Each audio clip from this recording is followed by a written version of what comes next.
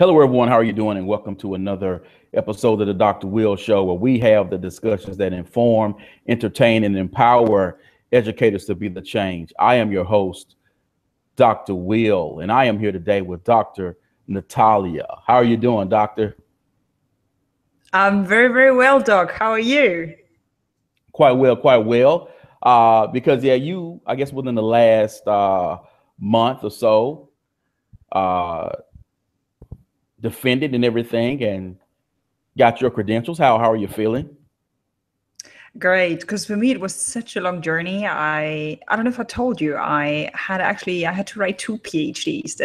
The first one was finally ready, and when I wanted to hand it in, my professor ran away. So I need to throw everything into the trash bin. 3-4 years of research and start from scratch. So it was a long journey, and it's finally over.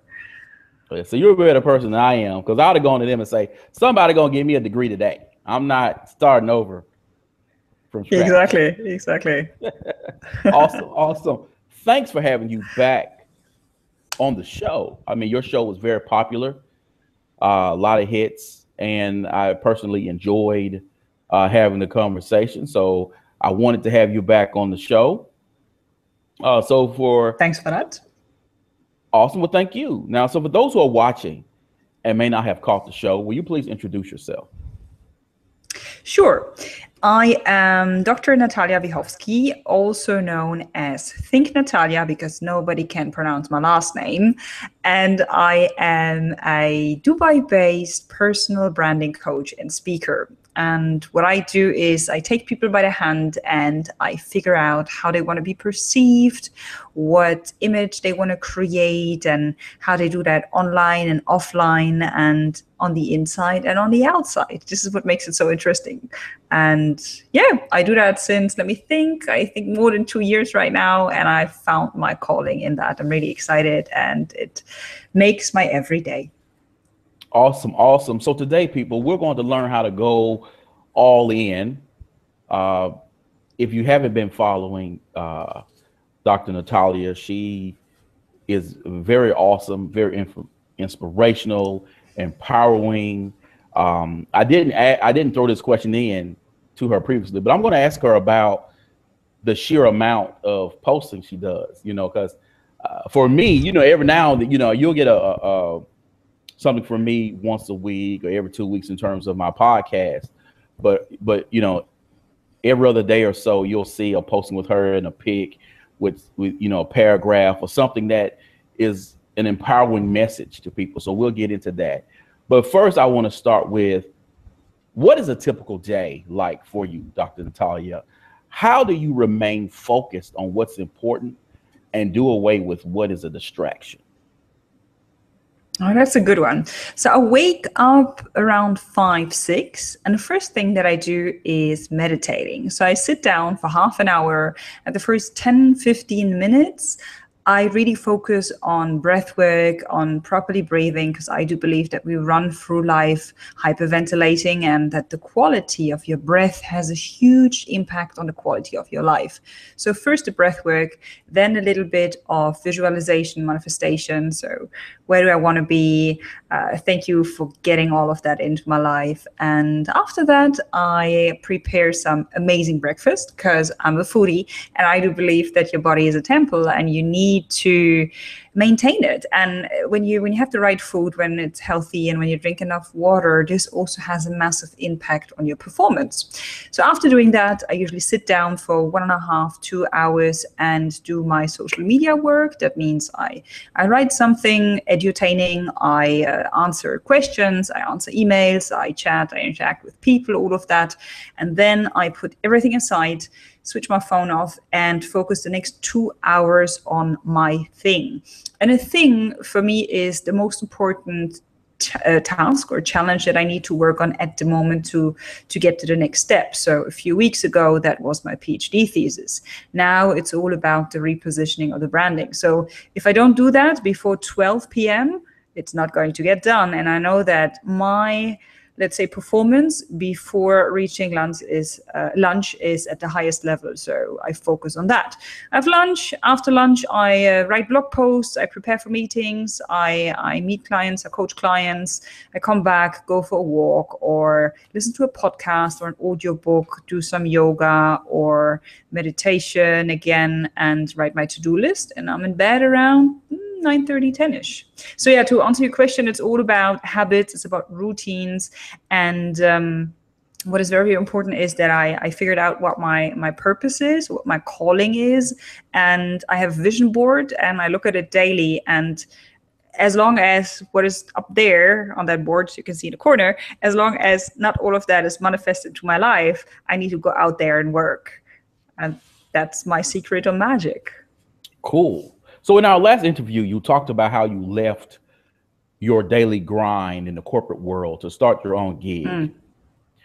How does one go about sort of deciding if whether or not they should go with a side hustle, because they may have an interest in doing something extra, or whether or not they just need to jump in with both feet and become a full-time entrepreneur? Well, that absolutely depends on your background and on your character. So a few questions that you need to answer yourself first is, am I single, or am I married? Do I have children? And if I have a family, am I the only person who brings money home? Because I think when you have that responsibility, you cannot say, oh my God, I'm going to follow my dreams. No, you need to you need to look after your family, your kids, your spouse. So first of all, what's your private situation? What is also important is, do you have the discipline and the commitment to go and work, let's say 8 hours per day, and then go home and keep on working on your own business? Or is it something that you're only going to do on the weekend? So do you want to do that? Or do you say, you know what? No, I negotiate with my boss and say 3 times per week, I actually need to work from home, or I come to work later. So how can you combine your work, your current work, with your new job? Figure something out that would work for you. And also very, very important, have you saved up enough cash for the fact, or for the case that something goes terribly wrong? Can you live 1 year from your savings? And there's a billion other questions that you need to, look at before you make that jump. But for me, my character, I'm for all in, because everything else is just like, meh. Just my opinion, right? Everybody needs to do whatever he or she believes in, what works for him or her. Yeah. Okay. So you have so many followers on social media. It's I'm just amazed, because when when I see you post something on LinkedIn, and just the engagement on LinkedIn and people making comments is astounding. Do you ever feel that you have to be careful about what you say, or the pictures that you post? And how do you decide what and how much of your life to share with the digital world? I've just finished reading the book, The 4 Agreements. And one of the first lessons learned is be impeccable with your word. So whenever I post something online, it really goes through a lot of filters that I ask myself. It's, do I add value? Am I kind? Am I compassionate? Am I nice? And for me, it's all about sharing my lessons learned, sharing my failures, and writing something edutaining. So this is the angle that I come from. Also, a few rules that I follow is, I never nag, I never complain, I never judge. And another thing also very important, especially here in the Middle East, I never talk about religion, drugs, sex, or politics, because these are very, very sensitive, topics. So when you have all of this as your content strategy, there's only very little that you can worry about. But if you're still not sure on what to post, I do 2 tests. And I don't know if I mentioned it last time. The first test that I always do is the mommy test. So I ask myself, if my mom would see that picture and that content, would she like it? Or would she say, oof, really? And the second test is the newspaper test. So if that picture and in that caption, if that would be published tomorrow in your local newspaper on page 1, would you like that, or would that be ridiculously embarrassing? If you say no, then don't post it. If your content and your picture survives both of the tests or make it through both of the tests, go for it. Because whatever you post is out there. It is public. It's like as if you walk through the mall or through the streets. So keep that in mind. Yeah. Okay. So now I want to throw this out there for you. And in asking this, I hope I don't offend you, and I hope I don't offend any woman or any women who may listen to this podcast. But we do understand that we live in a world that's still dominated by men. And men can post and say things that if a woman were to do the same thing would get a different reaction. So in saying that, when you are thinking about your content strategy and you are, and you've just given your rules, but is at any point in time, your gender, does it ever cross your mind in terms of how you post can negatively affect how people perceive you? Very, very good question. Well, I always make sure that the content is really value adding. And I mean, I worked a lot in marketing. So I'm fully aware of the fact that when you want to make something stand out, there are a few pictures that you can post because people will always click on them or people will always like them. So what are the things that everybody likes? Dogs and cats, especially when they're puppies, because everybody goes, oh, it's so cute, amazing. What do people also love? Babies. But there's the last thing that people really like, which is attractive young woman. I don't know why, but it's just maybe programmed in us. But the likeliness that people will read your content and post your stuff, first of all, radically increases when you have a picture. And then when you have a picture which shows either of these elements that I told you, people will even click like here on that. So I sometimes definitely make use of my pretty face, you want to put it that way, to lure people in a way that they think, oh my God, what a hottie. Who's that? But then, my caption kicks in and it adds a lot of value, and then people are shocked and they don't know what to do. So I make use of that, I don't know who she is, what she is. Whoa, some people call me beauty with brains.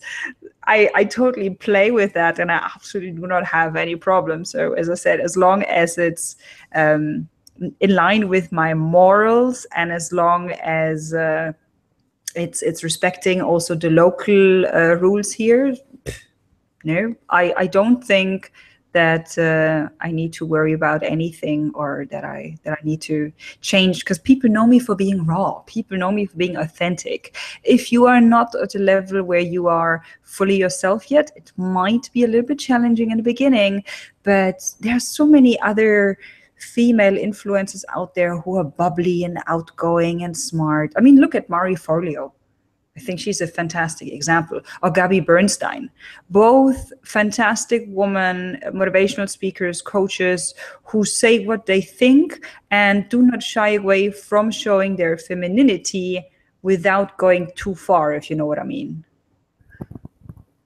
Okay. Yeah. I mean, I just want to ask, and again, hope I did not offend anyone. If I did, I apologize. Oh, no, come on. No, I'm easygoing. It's a great question, actually. Well, I just know that, when we, especially since we live in such a visually driven world, and the digital space has given people access to so much information that, a picture of maybe a bunch of men with a beverage or, out somewhere sort of celebrating, people may look at it and say, wow, great job, versus if that same picture were posted with women, people may go, oh, And you Mm. know, I really, it's interesting. You have this strategy. I normally don't even necessarily think about that type of strategy in terms of, okay, should I post this or should I post that based upon this or that. I generally just say, look, I'm just going to go at it because normally there's just certain things I'm not going to take pictures of or post anyway. So I just try to go from that perspective. But I just wanted to know, on your end, being that you are female and Mm. you post so regularly, if Mm. your gender ever played into your mindset of what you did and did not post. Not really. It's really more the cultural aspect, I would say. So, for example, holding a certain beverage here, no.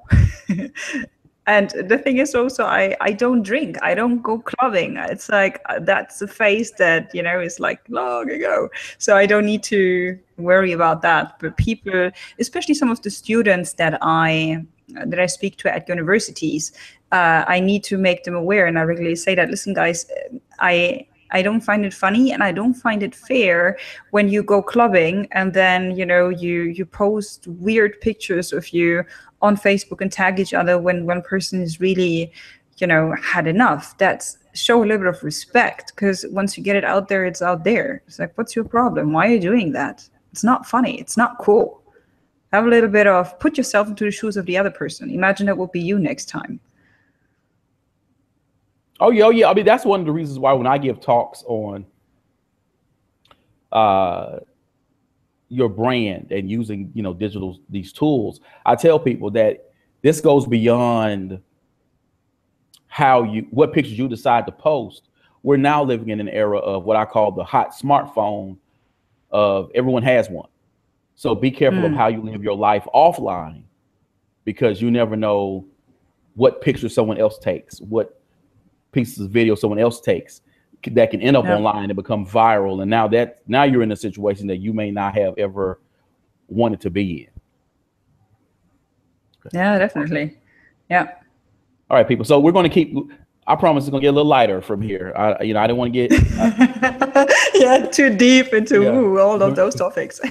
Yeah, yeah. So we know that we can't be everything to everyone, and we also, at the same token, can't accept every offer that comes our way. So, what are your rules for saying no to opportunities? Oh, I needed forever to figure that out. And I decided in the end to ask myself a set of relatively simple questions. So the first one is this in line with my long-term target? If it's not, then have the courage to say no, have the courage to say no to money, no to fame, and say no. Because, you have that idea where you want to go into the long term. So Natalia, no. Then the second question was also worth asking is actually, will I enjoy working on this project or with that person? I know it's a tricky one because sometimes you get clients which are just fantastic names, and you're like, having that person in my portfolio, having that in my portfolio, amazing. But I know I don't really click so much with that person, so I will not enjoy it so much. So that's a very tricky one. And I literally go logic, gut feeling, logic, gut feeling, logic, until it's like, okay, let's make a decision because we're not getting further here.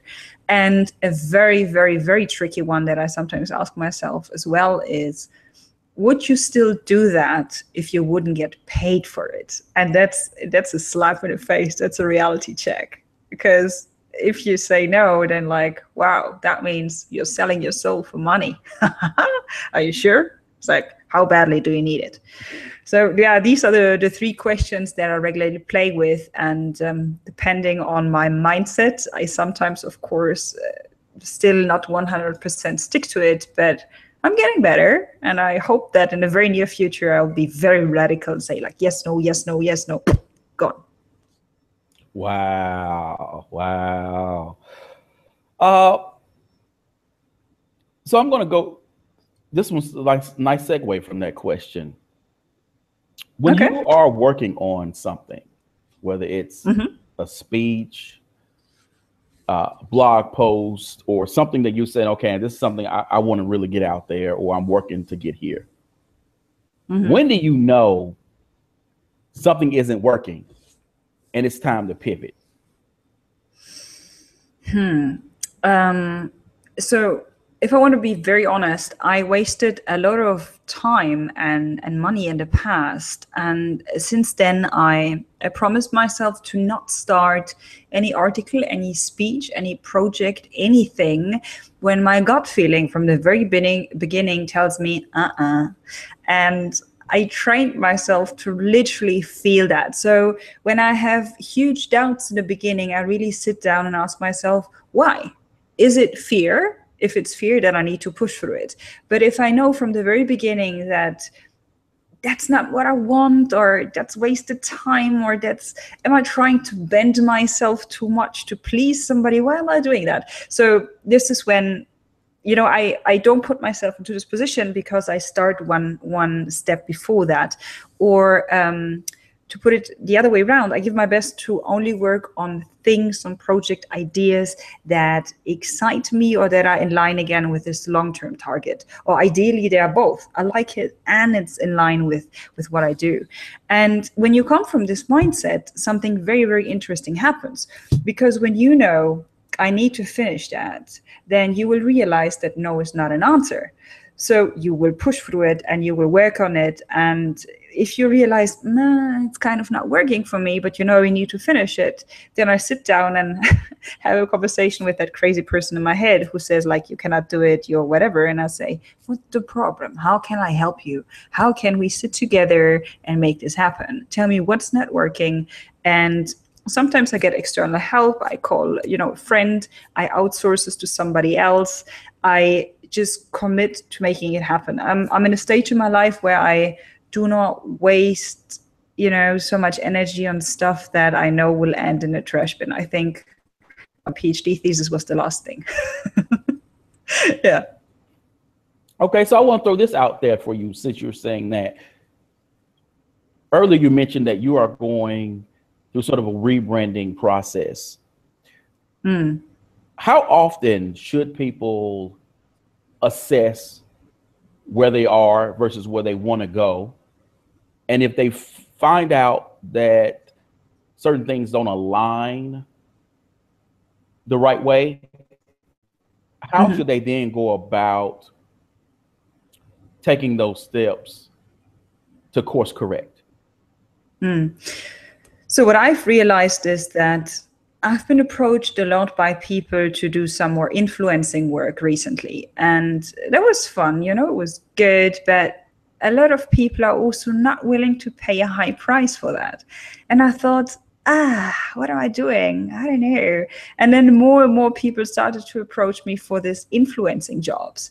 And I reached a phase where I thought, oh my God, now everybody thinks I'm a blogger. It's like, I don't like that. No, we need to change that because that's not me. So your body, your feelings will guide you towards, I need to change. I always say, because I heard about this amazing story of a lobster.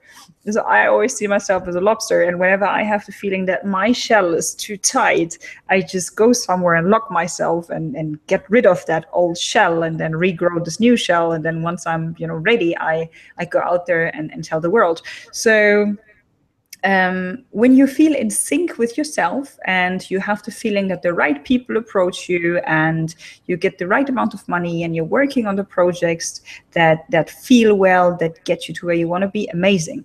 And if you get a negative or a response once, maybe twice, at the latest point, the third time, you have to sit down and react to it, because it's not going to get better. I mean, I think that's life's way of telling you, I'm going to challenge you as long until you commit and make a change.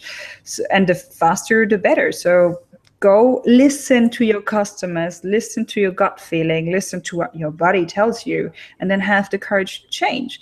And the good thing is also in the beginning, when you start a new business, you will reinvent yourself a squabillion times until you figured out who you are and what you want to be, especially when you are a one man or one woman show, when you're, polishing and finding your niche and, you know, your vibe and your tone and everything. Experiment until you figure out, or until you have the feeling, yes, that's me. This is the right way how people speak about me. I finally get the projects that I wanted. I am who I am, and I can be who I want to be, and that's exactly what I want. I hope that answered your question. Yes, yes, yes. It just, because, I'm at a point now where I'm sort of looking at, okay, I'm going into my 5th year at my current job. And there are some things that are unfinished for me that I want to accomplish, but I also know that I need to make a different move because there are other things that I want to accomplish and other passions that have sort of ignited in me, and areas where I see these are areas of growth, not only for myself, but in terms of a marketplace. I see where things can be very lucrative, for me. And I know other people are out there, because, my audience is mostly teachers, and some people, they've been teaching 5, 10, 15 years. And for some, you hear conversations and, they have concerns, questions, and ideas of moving sort of forward, but the fear of, this is what I know. This is what I have been doing forever. I went to school to train for this. Yeah. This is what my degrees are in, and they don't know how to make the move, or they don't know where to begin to sort of discover what else might be out there for them. Okay, yeah. That would be very individually. I think these kind of people, they need to sit down and reflect on the question, what is it that I feel naturally drawn to? What is it that is fun for me? Where do I forget about time? So I think through these kind of questions, you can figure out a little bit more what your calling or purpose, or however you want to call that, is.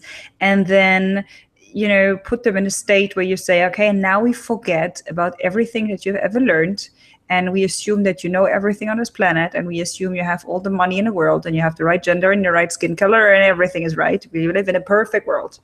What would you do every day to give back?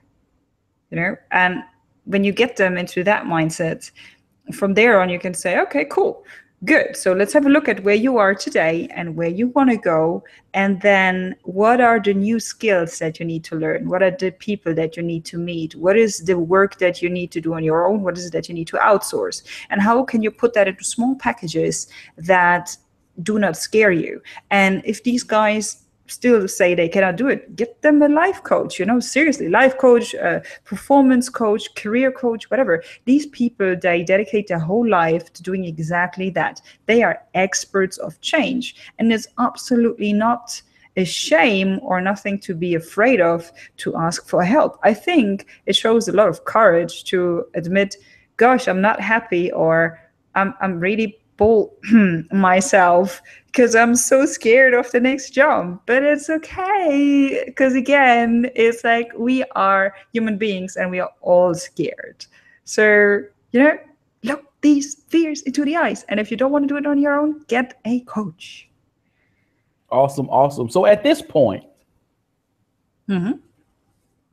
what would you say have been the greatest lessons you learned from your success? Have you learned from your successes, or have your setbacks been your greatest lessons? And, please explain. I'm a person, I always sit down after every success and after every failure or setback and ask myself, what was good and how can I make it better? So just to give you an idea, I just finished this PhD disputation, and now I have this title, and And a lot of people said, oh, Natalia, you need to sit down and relax and chill and whatever. And I said, nah, okay, let me think what was actually good and what would be the next step, and how can I improve for next time? What is it that, what can I learn from that to find myself in a better position?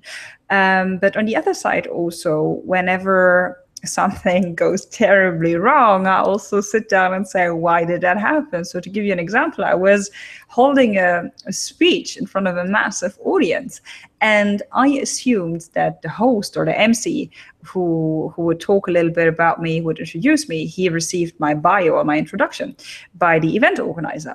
But apparently he did not, because the way how he introduced me was, and now comes an amazing speaker. She is so fantastic, so amazing. She doesn't need an introduction. So everybody here's Think Natalia. And I stood there and I thought, what the hell? It's like, what do you mean? It's like, what?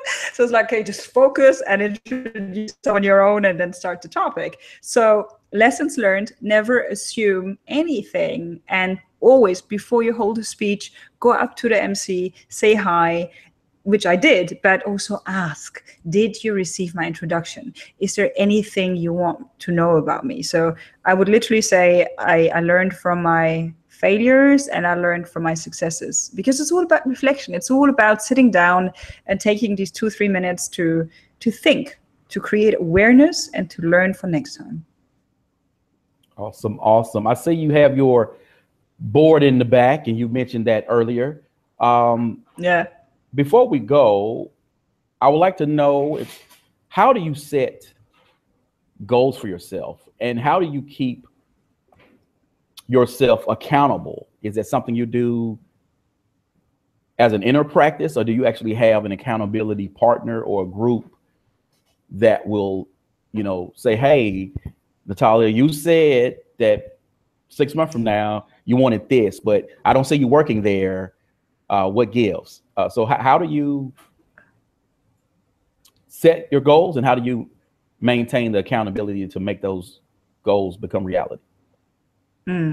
So I created this vision board, as I said, and on the vision board I have, a few things that I want to be, that I want to achieve. So I have this picture of a TEDx speaker, because I really want to hold a TED talk one day, and I have a picture of how do you call it, of being a LinkedIn influencer, and a few things, like being more in inner peace and working on my creativity and going back to dancing and all of that. So whenever I lack motivation, or whenever I'm thinking what's next, I have a look at that. That's the first thing. And the second thing is, pardon me, I also have a look at my role models. So I have a few people that I like, and I look on social media what they do, and I think, oh gosh, that's brilliant. Oh, maybe I should do that as well. Okay, cool. That's the next goal. So I'm really very unstructured when it comes to that, because it's a little bit as if my goals would find me. And then again, I ask myself the question, is this in line with what I want to do? And does this make sense in the long term? And then I would just sit down and figure out a way how to make this work. And I put that in my morning routine. So I spend 2-3 hours in the morning about that, and there you go. So an example would be, okay, I am a public speaker right now, and I realize that a lot of public speakers who are international, they are also authors. So my next thing, if I wanted to go more global, would be writing a book. Okay, yes, I really want to write that book, and I've written already down the raw version, but at the moment, just publishing that PhD thesis is just a tiny little bit more important. So it makes sense to, publish that first and then publish the book. It's insanity. But I have a deadline with the publication of my thesis, but I don't have a deadline with the book. So it makes sense to focus on that thing first. So I will be fully doctor, get my, official paper and everything, and then write the book. And regarding the accountable, that's something, to be honest, that doesn't really apply to me, because every target that I set is in line with my long-term goal and mission, right? So if I do not follow a certain goal, I do not follow my calling. That means I don't make a difference. That means I don't leave this planet a little bit better when I die. That means I'm just complaining and I'm not getting into action, which would be really lame. Or the other way around. If I don't get into action, if I don't follow that goal, then I do not fulfill my purpose. I do not unleash my potential, which is just as if I would throw away a gift, and that's an absolute total waste. So I know it's very philosophical, but that's the way how I look at myself. And my biggest threat towards myself, if I ever need to use that, is Natalia. So if you don't work towards that dream, if you don't work on your goals towards being that person who empowers, motivates people, what's the alternative?